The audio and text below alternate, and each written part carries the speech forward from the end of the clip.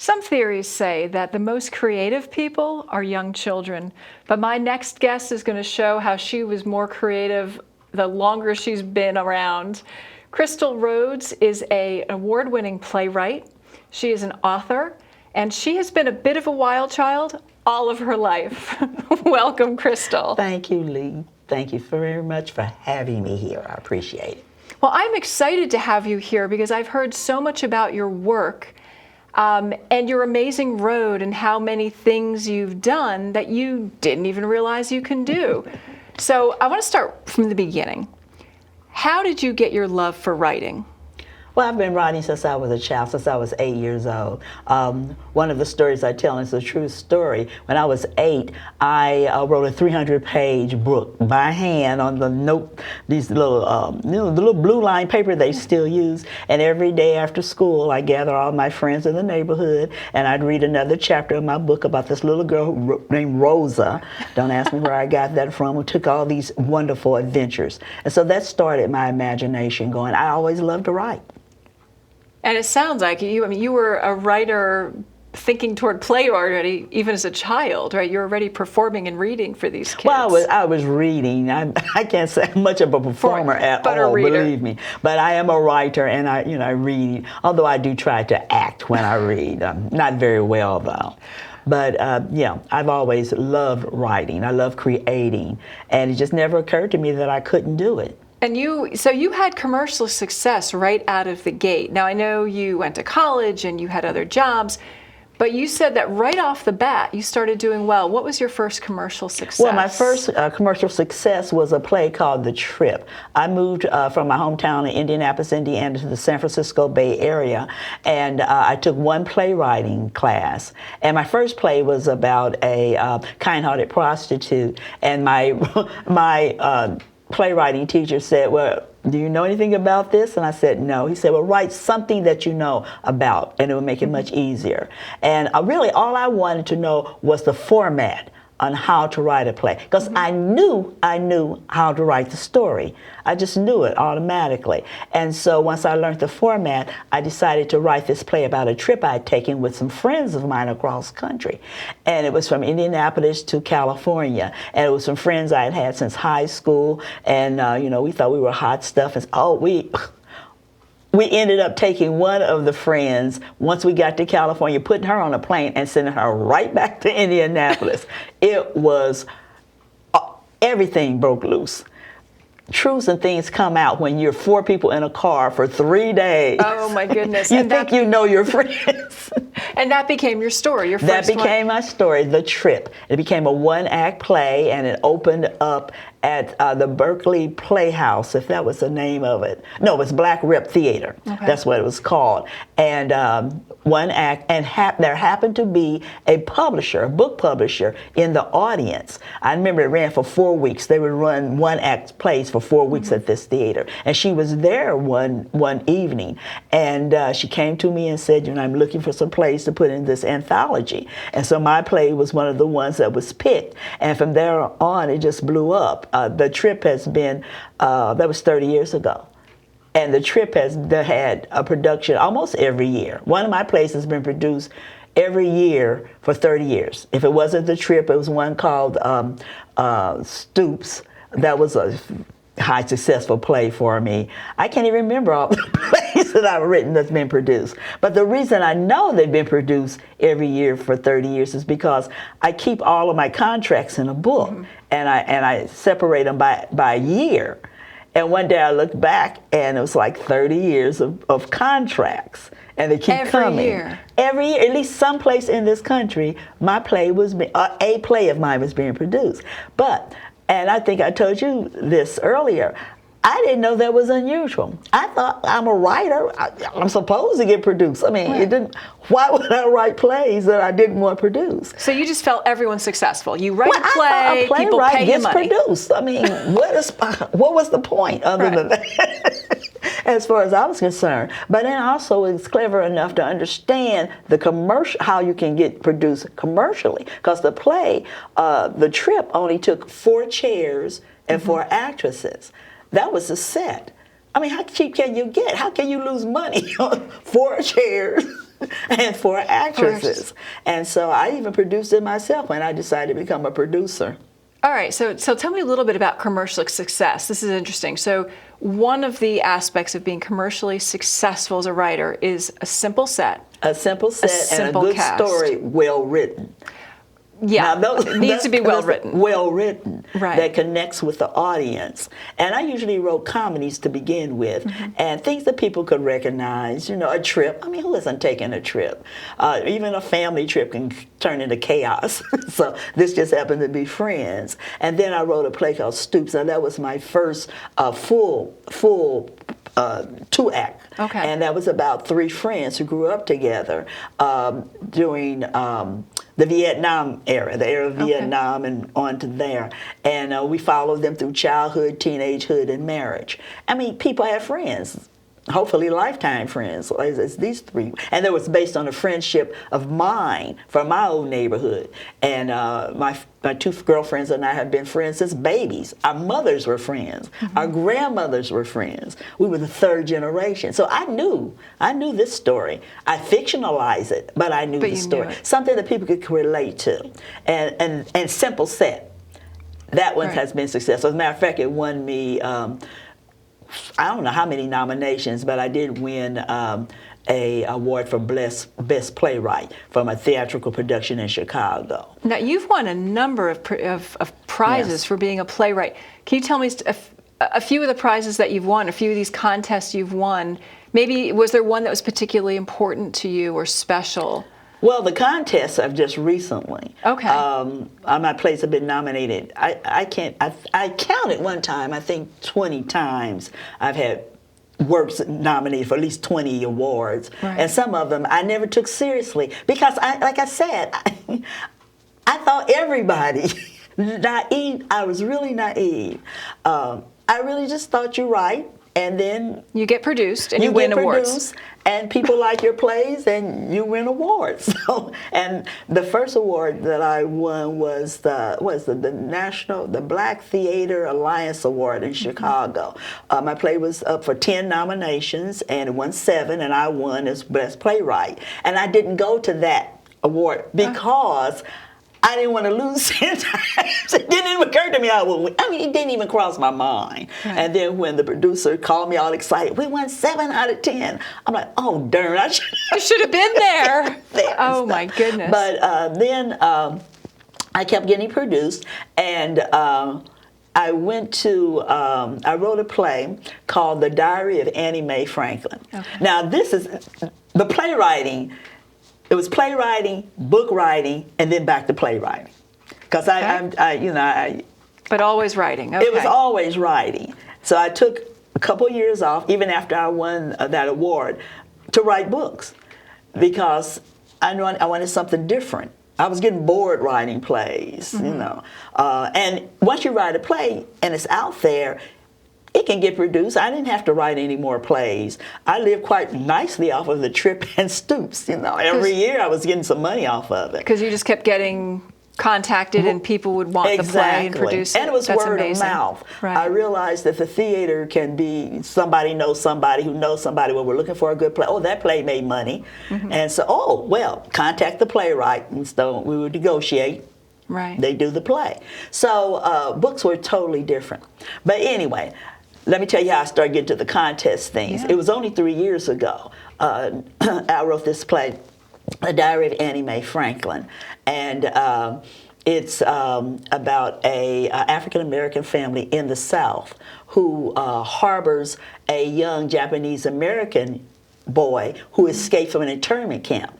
I found out they had 2 internment camps for Japanese-Americans during World War II in Arkansas. Really? And I didn't know that. I mean, I didn't realize, yeah. And so I thought, I knew the story of Anne Frank. And so I kind of did a kind of parallel thing, but it was an African-American family hiding a Japanese-American young boy. So that play, I saw, I got good critiquing from my critique group. I'm a member of Sisters in Crime, let me give them a plug, which is a national mystery writers contest because I write mysteries too. I'll bring that up later. Okay. And they said, oh, this is real good. I mean, their reaction was like great. First time I had ever given one of my plays to people outside of the theater world to read before it went out there. These are mystery writers, but their reaction, was like, oh, okay, because this is an audience. So I was looking around for some place for that play to go, and there's a National Black Theater Festival every 2 years in Carolina, Winston-Salem, north or south. I never remember which one is which, but Carolina and Lord, people from Carolina will probably have my head for that, but anyway, it was Winston-Salem. And I submitted the play for their reading contest, and this is national and international. They only pick 40 plays to be read during their festival, and mine was one of them. And I have to say that my writing partner, and I'll talk about her later, Lily Evans, her play was picked too. So here we are, two people who write together, 2 out of 40 people in the entire country, and we got picked. And so, and again, you thought this probably happens all the time, right? Well, I kind of knew this was kind of special. Okay. But because I had been to this National Black Theater Festival before, and I knew people from all over the country as well as Africa and some of the islands were there. So I hadn't been there as just a person going to watch plays. So I kind of knew that. And then it was one, when you did their reading, they had the audience, they would give you 1 to 10. Okay. And I mean, they would be brutal too. And I got 9 out of 10. Wow. I thought, ooh, this is working here. This is working. So I thought, oh, I wonder if there are other contests. I went online and found, and I wrote playwriting contests, not having a clue that there were playwriting contests. But I thought, hey, it's midnight. I don't have anything else to do. Let me write this up here and see what comes up. All these contests popped up, and I'm like, whoa. And some of them paid money. I said, ooh. And so there was one called the the 2019 American Stage Theater New Playwriting Festival. And so that was one of the ones that I think I joined. I sent out 10. I can't even remember. But I never thought any more about it. And darn if I didn't win that one. And that was last year. And got very good feedback for my play, The Diary of Annie Mae Frank. And at that one, we had feedback also. People wanted to know what happened to this young boy and this family, et cetera, et cetera. I thought, oh, bingo. I write books that are series, and I'll get to that in a minute. Let me write a play that is series, This is the first one. I'll tell the second one, which would tell their trip from Jerome, Arkansas, which is where it takes place, up to New York City. And so that came about. The name of that play is 1,200 Miles from Jerome. And it's a one-act play. And I don't even know how I found out about the Women's Festival in Ivytown. I really don't even, I think it's probably online or whatever. But I saw this and I thought, and I really was the last minute. I remember that night, I just clicked it and said, oh, okay, well, that's gonna do it. Darn if I didn't win. And you win again. So you win, you do a second series, and now wasn't there a third step I just finished the third book. The third play in that series. I'm calling it Ebony Eagles. It may change. That's another thing commercially. A name makes a difference. You need a good name. Okay. You need a good name. Now, you said you've both been a playwright and a book author. So tell me, how did that transition happen? What got you writing books? Well, another playwright. She was the one. We were talking on the phone one day, and our plays, we both had one-act plays, and a lot of theaters would put our plays together to make a whole evening of theater. She wrote a play called The Loners, which was an excellent play, but it was a drama, and then mine was a comedy, so theaters would put those two together, and we would get royalties, from different theaters. And we were talking and stuff, and she said, well, I'm getting ready to write books. She said, you need to write books. It's fun, because she had written a book, and it was pretty successful. And I thought, oh, well, okay, I'll write a book. I'll write a book. Why not? And I was kind of bored writing plays, I mean, didn't have to write anymore to make money, because they were making money for me. So even these plays you've written 20 and 30 years ago, oh, yeah. they're still producing money. As a matter of fact, one of them is going to be done in D.C. The Trip, 30 years later. That's it's going to be done in Washington, D.C. I just got the call before I came to Connecticut. But that's what turned me on to writing books, and I started doing some research to find out, well, what type of books. And I found out that the romance genre was the the most highly profitable and the most popular. But I had never read a romance. I thought they were silly. Oh my God, why would I write? You're not going to write some silly romance, okay? Please, why would I? And I was past 20s, in the 20s. I wasn't even about to go through that. I'd already had that heartbreak and all that crap going on anyway. So anyway, to make a long story short, I did some research and I found out since romance was good, I thought, well, okay, we'll see. I was in the library because I haunt libraries. I love to read, and I passed a book and it had black people on the cover of a romance, and I'd never seen that before.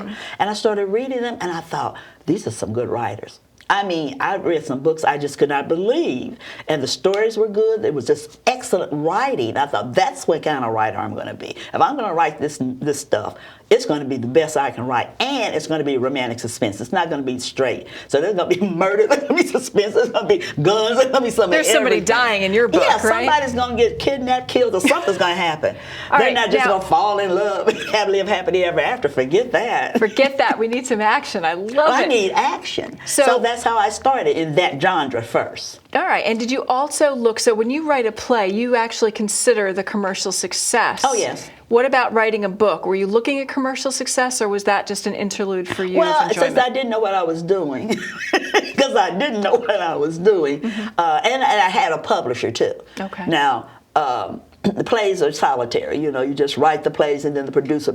But you have to have somebody publish your book, and then they guide you. And there is a formula really for romance writing. Okay. And the publisher that I had, they guide you, and they said, well, you have to have this many love scenes and this many this and that, which I didn't like because Really? I'm highly independent. But if I wanted to publish and he's paying for the publication of it, I'm going to do it.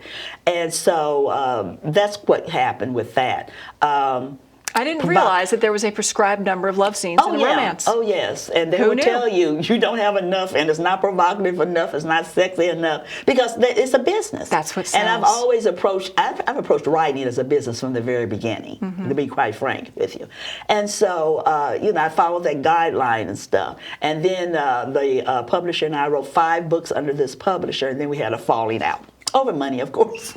What else is new? And I decided, well, shoot, nobody's born knowing how to put together a book. I did research on how to write romance. Let me figure out how to publish my own books.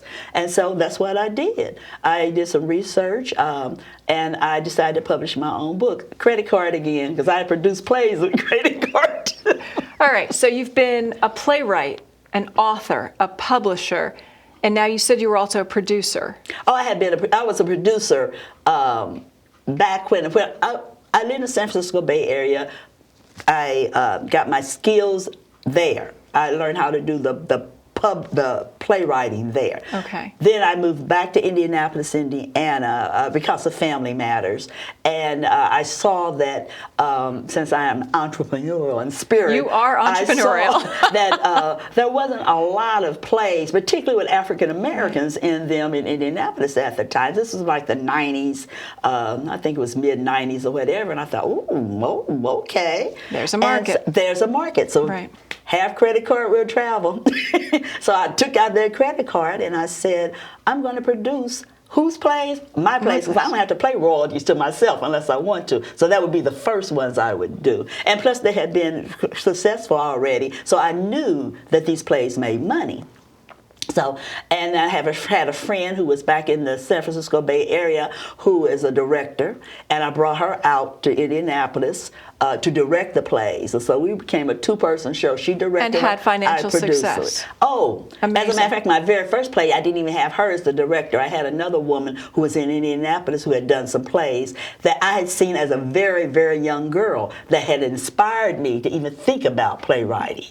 And I had her direct my first play, The Trip. The Trip.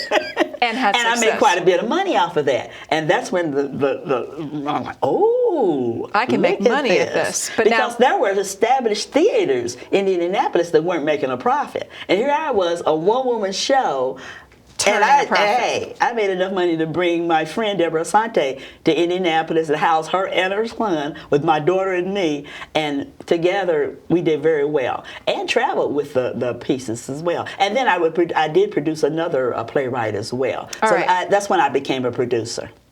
And a successful producer, but now I know you're working on a project about the grandmas. I want to hear about that. Grandmothers Incorporated. Tell me about Grandmas Incorporated. A friend of mine who has since become my writing partner was telling me the story of her mother and how her mother and another woman tracked down my friend's Lily's niece, and they had like Columbo the raincoats on. And this niece had run away with this young man, and they found her, and from what my friend told me, they were questioning this young man and telling him that, we want to know who you are, where you came from, etc. What are your intentions? And she was telling me I was falling out. It was so funny because I could picture these older ladies. I think they were like in their 70s and 80s or something, and they were questioning this young man, and I said, well, that sounds like the mafia. That sounds like Murder Incorporated or something. And she and I almost at the same time said, Grandmothers Incorporated. And that's how we came up with the idea of these 4 African-American women. They're in their 60s, they're widows, and they solve crime. Even if there hasn't been a crime, if they suspect there's a crime, they go and investigate, and they're going to find somebody who's guilty, even if the crime has not been committed. If it's a crime in their book, they're going to get. If it's a crime in their book, then they're going to take care of business because they're going to rid the city of all this crime. But these were real women who solved a real crime, in real life. And but you turned them into characters. 4 characters, four hilarious characters, and we've been quite successful with it. We've produced a series of 4 books. The Grandmothers Incorporated series. We wrote a play, Grandmothers Incorporated. They got an off-Broadway production. Off-Broadway.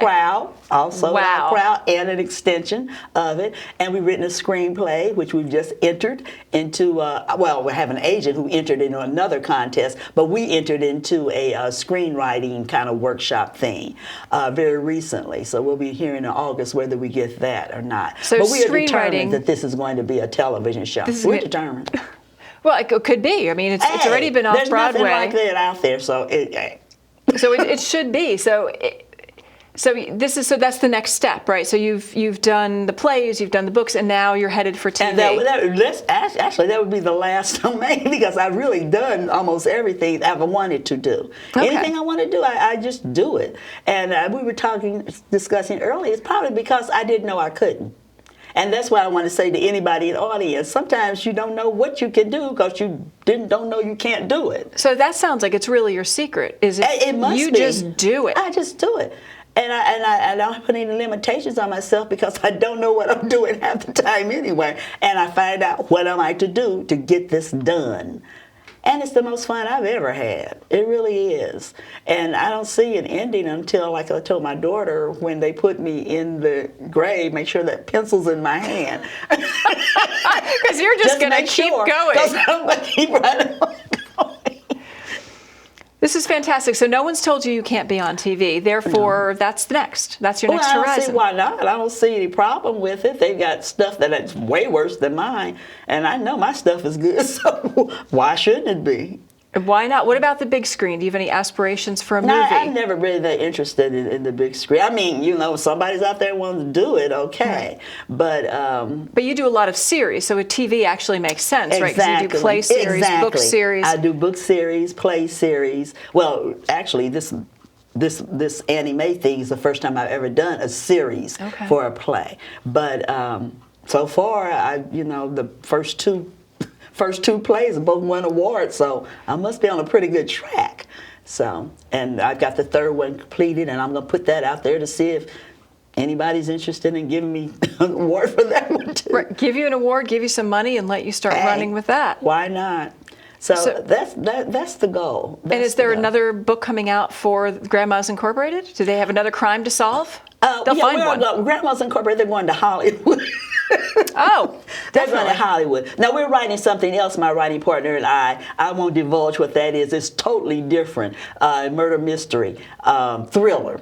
And it doesn't have to do anything to do with Grandmothers Incorporated. Now, in my series, the book series I do have a book coming out called Someone Like Them, who is about a 50-year-old African-American woman who becomes a superstar at 50. Well, okay, but look at you. You just continue with your stardom. Oh, well, thank you. Well, I'm impressed with everything you've done. Thank you. And the more we talk, the more I'm amazed by your life just keeps rolling up. It does. It really does. I'm grateful, too. Yeah, I mean, do you see any stop in sight? Because most women go, well, you reach a certain age. Why should it stop? I mean, why? And I don't see any reason why it should. And do you have any other dreams? What's next for you? So TV maybe. Is there anything else in there that you'd like to do? Well, there's one thing and I just won a creative fellowship from the Arts Council in Indianapolis, Indiana. Every 2 years, artists from all over the state submit ideas about something they'd like to do in their life as artists, and they award you $10,000 to go live your dream, whatever you want to do. And so what I said I wanted to do was to follow the trail of African-American slaves who escaped and went into Canada. What happened to them? I mean, we hear the story. I know Harriet Tubman, the movie recently came out, well, not recently, but a couple of months ago. Right. And okay, so they went to Canada, and what did they live happily ever after? Right. So I'm going to take that money, and I'm going to Canada, and I'm going to trace the trail and see where did they go. I'm going to 4 different cities and talk to people, go to museums, see what happened. What happened to them? The people who are now Black Canadians, I guess is what they call themselves. I don't even know. Right. And I know nothing about Canada, nothing about Canada. And I thought, well, there are a lot of African Americans who went to Canada and are still in Canada, and their children are in Canada, which means there may be cousins.